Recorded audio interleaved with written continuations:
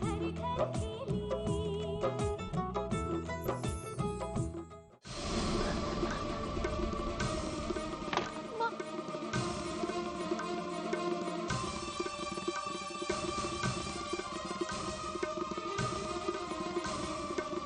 आज के बाद आभा कहीं नहीं जाएगी।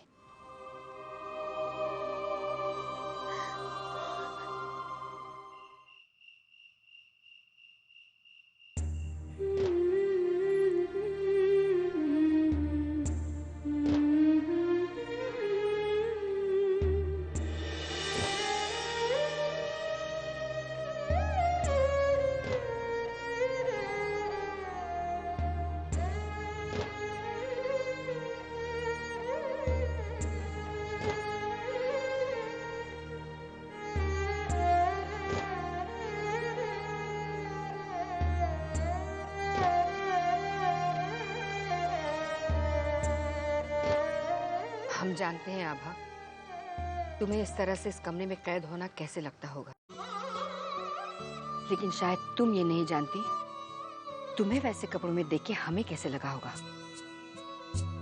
बेटी माँ की परछाई होती है, हम तुझ में अपने आप को देखते हैं। आज तुम्हारे साथ हमारी परवरिश भी शक के घेरे में आ गई है। नहीं माँ, आप हमें कुछ भी कह लीजिए, पर अपनी परवरिश और अपने संस्कारों पे शक मत कीजिए। उनमें कोई खोट नहीं है। अगर कहीं खोट होगा तो हम में होगा। हमें माफ कर दीजिए माँ। हमारी माफी काफी नहीं है आभा, हमने तुम्हें कोई सजा नहीं दी। हम सिर्फ इतना पूछना चाहते हैं, तुम ऐसा कौन सा काम करते हो जहाँ तुम्हें वैसे कपड़े पहनने पड़ते हैं?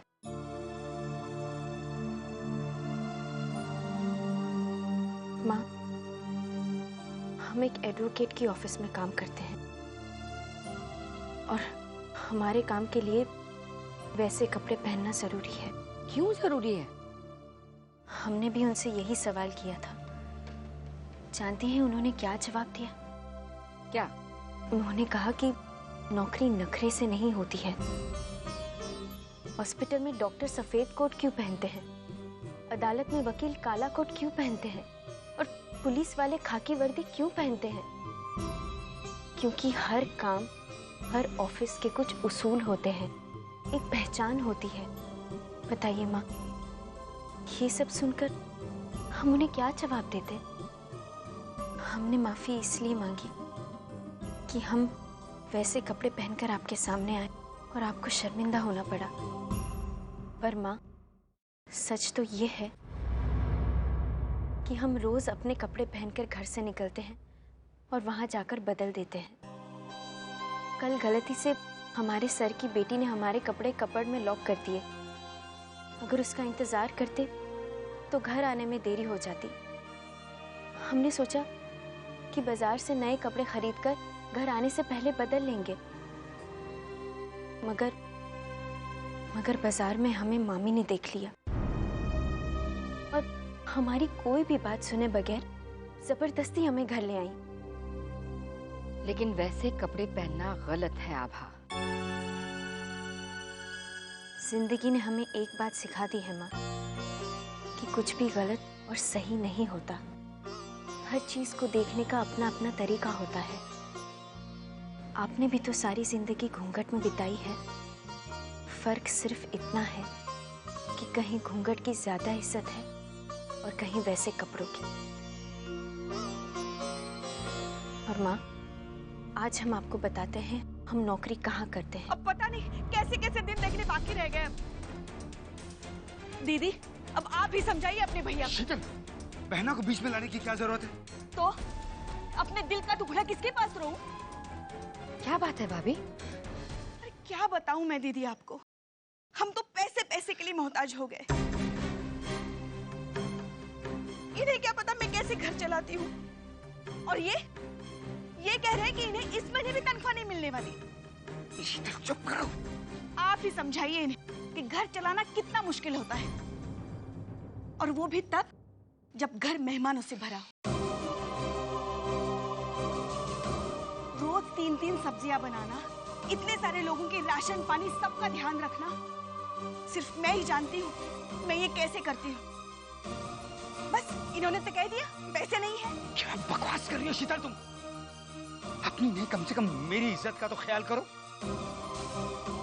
पता भी है क्या कह रही हो तुम? जो कह रही हूँ ना सच्चाई है। प्रकाश की कमाई का तो कुछ अता पता ही नहीं है। एक सहारा था आभा की नौकरी से, अब वो भी नहीं रही। कैसा लगेगा आपको जब एक दिन सब भूखे बैठे रहेंगे?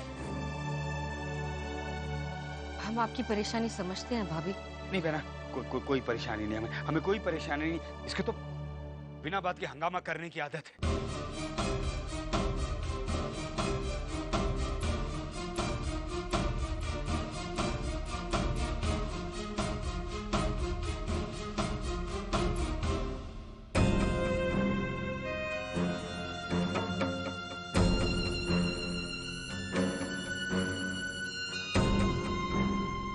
प्रकाश की कमाई का तो कुछ अता पता ही नहीं है। एक सहारा था आभा की नौकरी से, अब वो भी नहीं रही।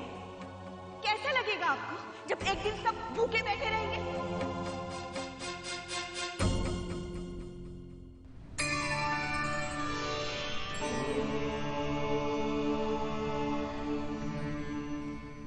वीर भैया छोड़ो ये सब, ये लगाओ।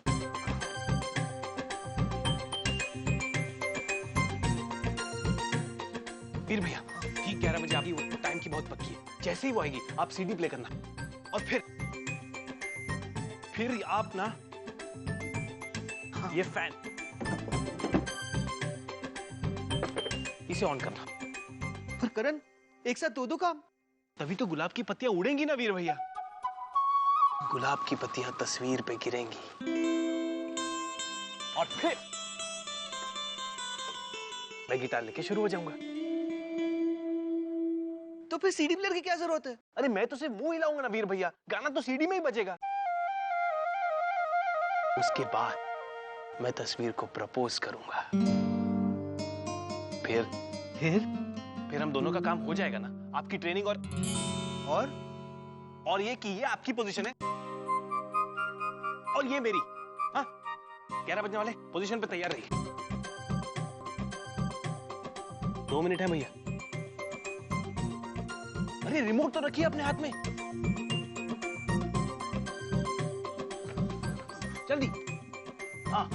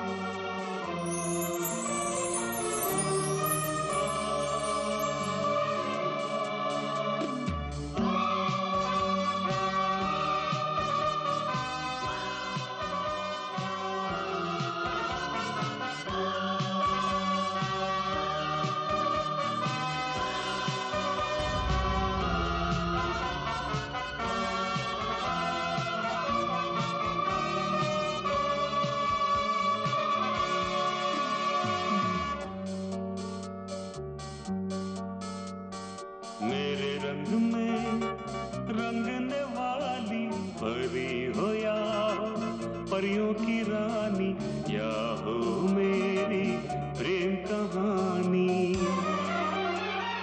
मेरे सवालों का जवाब दो ना। मेरे रंग में रंगने वाली परी हो या हो परियों की रानी या हो मेरी क्या है? कहानी।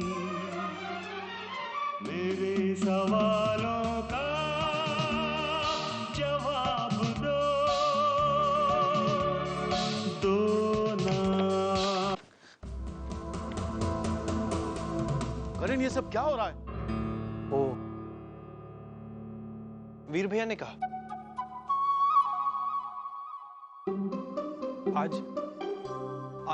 आज आप अपना 1000th कोर्ट केस जीत कर आएंगे तो हमें आपका स्वागत करना चाहिए। और ये तो आपका ऑल टाइम फेवरेट गाना है ना।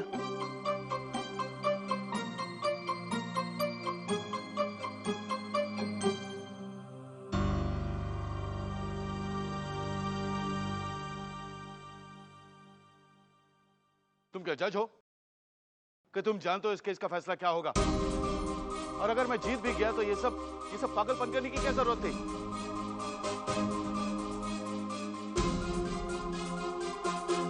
बेवकूफ।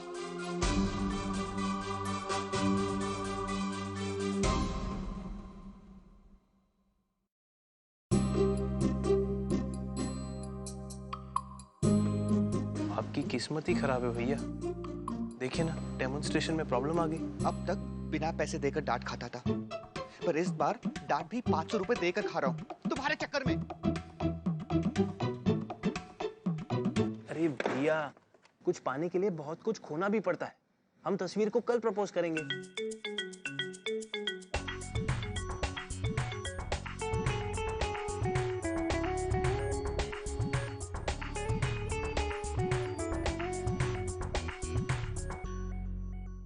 लेकिन माँ क्यों नहीं जाएगी आभा काम पर?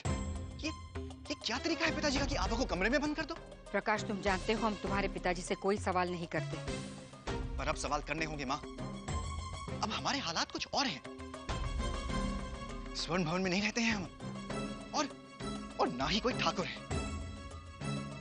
माँ, आपको ये सब पिताजी को बताना होगा और समझाना होगा कि अब हमारी जरूरतें उधार से पूरी नहीं होती। प्रकाश, क्या गलत कह रहे हैं हम माँ?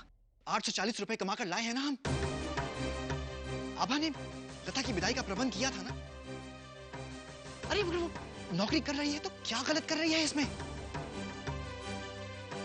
हाँ, ये पिताजी की परंपराएं और आदतें अब हमें तकलीफ दे रही हैं, परेशान कर रही हैं हमें। आप पिताजी से बात कीजिए माँ, उनकी ज्यादती रुकवाइए, वरना हम कुछ ज्यादा कह देंगे उन्हें।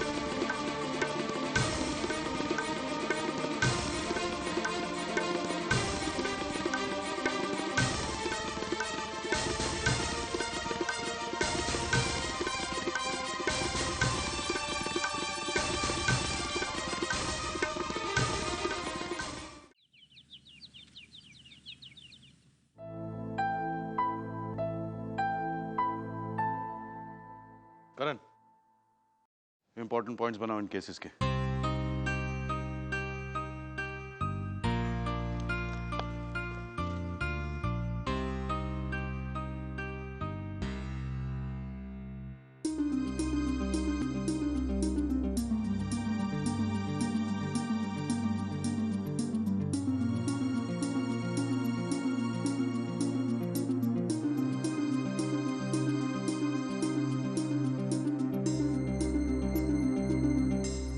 ध्यान से काम करो ना। ये बार बार दरवाजे की तरफ क्या देख रहे हो तुम? जल्दी से काम खत्म करो। What's the matter with you?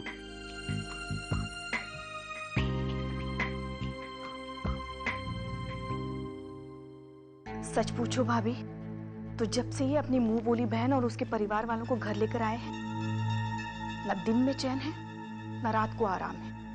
अरे कितने दिन मेहमान को रख सकता है कोई? पैसा तो पानी की तरह खर्च हो रहा है।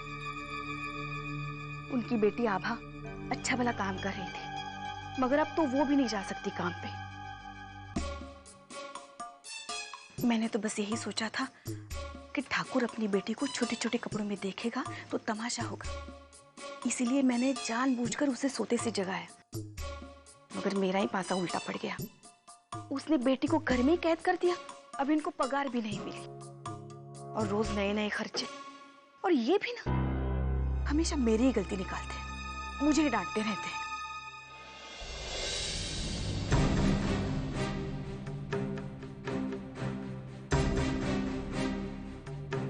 कहीं इसने सब कुछ सुन तो नहीं लिया ना? अच्छा भाभी, रखती हूँ, नमस्ते।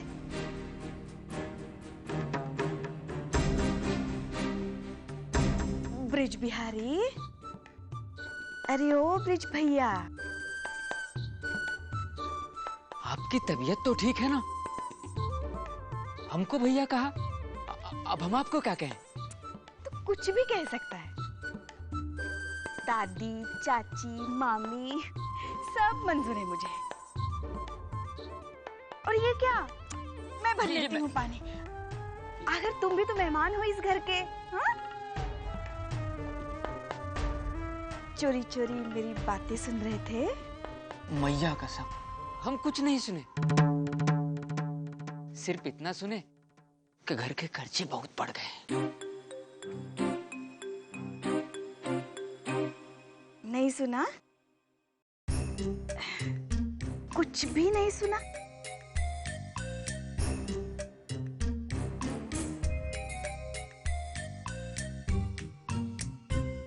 अरे ब्रिज बिहारी, पानी के तेरे पिताजी आके भरेंगे। हाँ चल।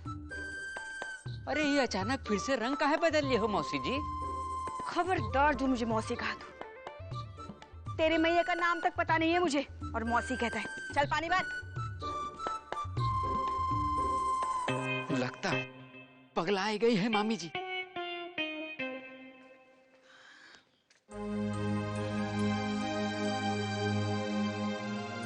क्या हुआ? आपकी तबीयत तो ठीक है ना? हाँ, वो थोड़ा बीपी बढ़ गया। वो जैकेट में से मेरी दवाई निकाल के देना। हाँ।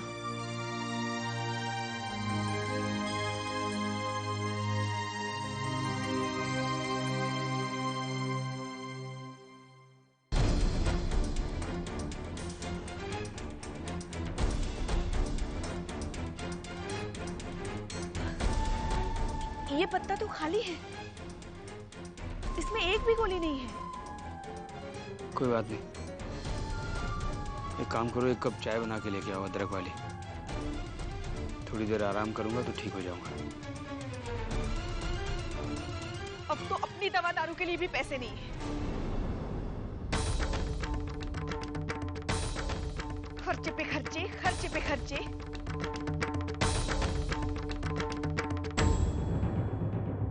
लेकिन माँ क्यों नहीं जाएगी आभा काम पर?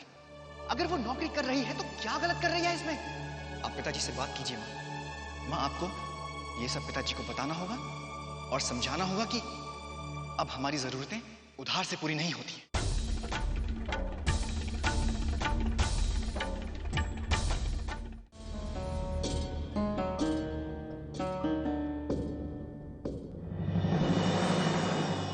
सुनिए,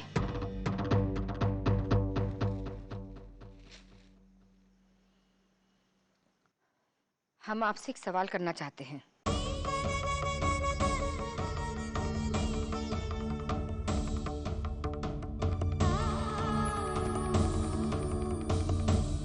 हम जानते हैं हम परंपराओं को तोड़ रहे हैं, मगर हम मजबूर हैं।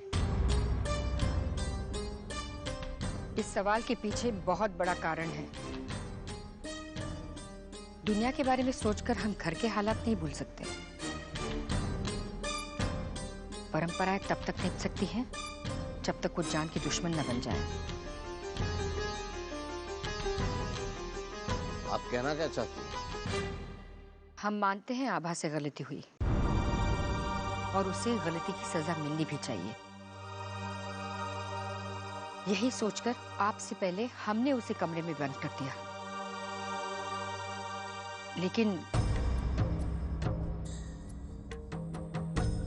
लेकिन इससे उन 40 बच्चों को भी सजा मिल गई जिन्हें आभा पढ़ाती है। उन बच्चों को सजा देने का हमें कोई हक नहीं।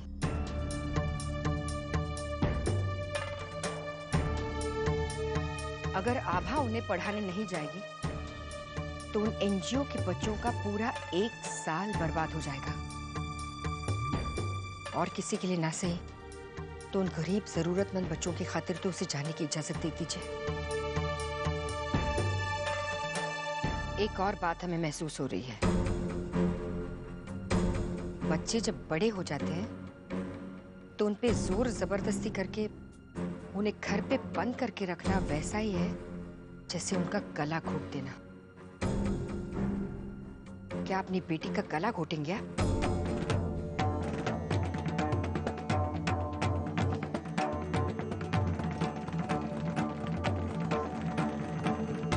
क्या चाहते हैं? इतना सब हो जाने के बावजूद हम आभा को बाहर जाने की इजाजत दे दें? अच्छा तो ठीक है, जाने दीजिए उसे बाहर।